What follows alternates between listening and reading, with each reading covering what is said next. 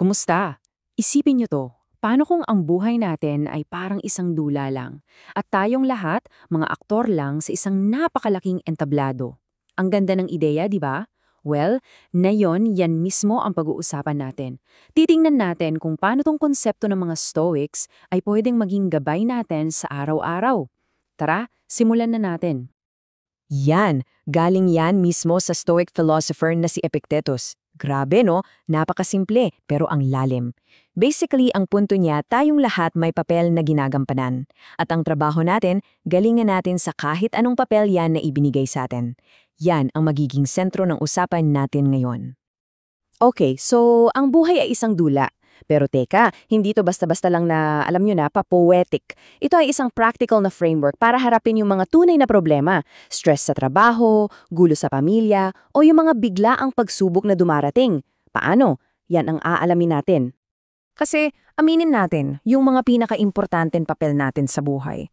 Madalas, hindi naman natin pinili, di ba? Parang bigla na lang binigay sa atin. Para mas magets natin to, may dalawang tao tayong titingnan mula sa kasaysayan. Sobrang magkaiba ng sitwasyon nila, pero pareho nilang ipinakita kung paano ito gawin. So, heto na. Sa isang dako, meron tayong isang emperador, sa kabilang banda naman, isang alipin. Wow, ang layo ng agwat, di ba? Pero ito mismo ang patunay na ang filosofiyang ito para sa lahat. Mayaman o mahirap, makapangyarihan o simpleng tao ka lang, may aral dito para sa'yo. Umpisahan natin kay Marcus Aurelius.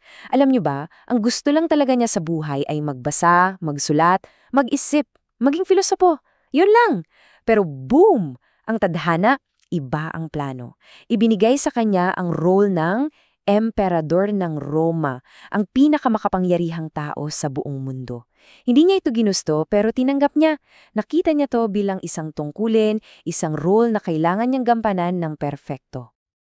At ngayon, punta naman tayo sa kabilang dulo, si Epictetus. Nagsimula siya bilang isang alipin. Imagine, wala kang kontrol sa katawan mo, sa oras mo, sa halos lahat. Pero dito nyo makikita ang galing niya.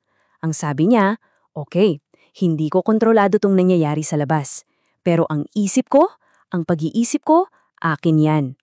Doon niya natagpuan ang tunay na kalayaan. Pinili niyang maging matino, matuto at may dignidad. Yan ang kapangyarihan na walang sinuman ang makakakuha sa kanya. So gets yun na? Emperador ka man o alipin, hindi pala yung role ang pinaka-importante. Ang tanong, ano? Ano yung mahalaga? Eto na, dito na papasok yung pinaka-core ng Stoicism. Ang tungkulin mo ay gampanan ang role mo ng mahusay. Totoo naman, di ba? Parang dice lang talaga ang buhay. Pagulong-gulong lang. May ipinanganak na mayaman na agad. May iba naman, kailangang magkayod kalabaw para nang mabuhay. Swertehan lang minsan, no? At minsan pa nga, yung inaakala mong swerte, yun pa pala yung magiging problema mo. Ay, buhay.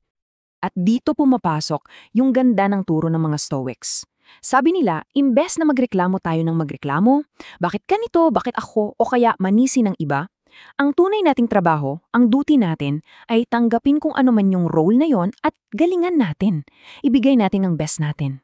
Yun lang. Ngayon, baka may nag-iisip na sa inyo, teka, kung tatanggapin ko lang ang role ko, parang sinasabi mo na sumuko na ako? Paano na yung mga pangarap at ambition ko? Napakagandang tanong yan, at huwag kayong mag-alala, may sagot dyan. So, bawal na bang maging ambisyoso? Ang sagot? Hindi. Isang malaking hindi. Madalas yan ang maling akala na kapag tinanggap mo yung sitwasyon mo, sumuko ka na. Pero ang totoo, yung pagtanggap, yan mismo ang unang-unang step para umasenso. Balik tayo sa analogy ng dula. Isipin nyo yung mga sikat na artista. Nagsimula ba sila agad na bida? Hindi. Marami sa kanila nagsimula bilang extra, yung mga dumadaan lang sa likod, pero dahil ginalingan nila kahit sa kakarampot na role na yon, napansin sila. Sabi ng direktor, uy, yung extra na yon magaling bigyan natin ng mas malaking role.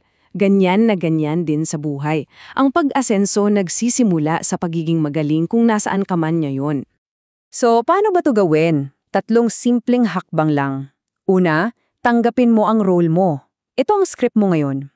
Pangalawa, intindihin mo yung role mo. Ano ba ang kailangan kong gawin dito? At pangatlo, At pinakaimportante, galingan mo. Excel, maging pinakamahusay ka sa role na yan. Dahil ang pagiging magaling mo ngayon, yan ang magiging ticket mo para sa susunod at mas malaking role. Okay, matapos nating pag-usapan ng mga emperador at pilosopo, oras na para ibalik natin to sa atin, sa'yo mismo. Itanong mo sa sarili mo ngayon, sa dula ng buhay ko, ano ba ang mga papel ko sa kasalukuyan? At hindi to kailangan maging bongga ha. Pwedeng ang role mo ay bilang isang magulang, isang empleyado, isang kaibigan, isang kapatid. Lahat yan, mga role yan. Mga papel sa dula na may kaakibat na responsibilidad. At aminin man natin o hindi, araw-araw ginagampanan natin ang mga role na yan. So, eto na ang tanong para sa'yo. Ano ang tungkulin mo? Base sa mga papel mo ngayon, sa pamilya mo, sa trabaho, sa community, ano ba talaga ang dapat mong gawin? At okay lang kung hindi mo masagot agad. Ang importante, sinisimulan mo ng isipin. Yun ang unang hakbang. At dito ko kayo iiwan sa tanong na ito.